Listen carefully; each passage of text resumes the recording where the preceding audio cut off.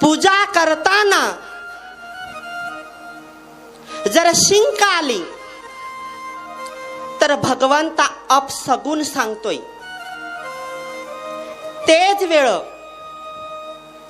तोंड धुवून हात पाय धुवून आणि पुन्हा गुरुने करून बसणं. पण पूजा प्रारंभ असताना दिवा जर विझला तर भगवंता सांगतोय की अपसगुन सांगितलेलं आहे. ते पुन्हा पवित्र कसं करावं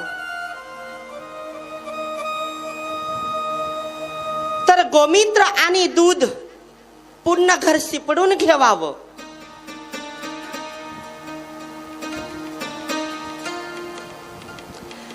गाईची गौरी आणि त्याच्यावर कापूर आणि धुर्वा जाळून आणि घरामध्ये धूप दाखवावं आणि पुन्हा देवासमोर जाऊन पुन्हा दिवा लावणं.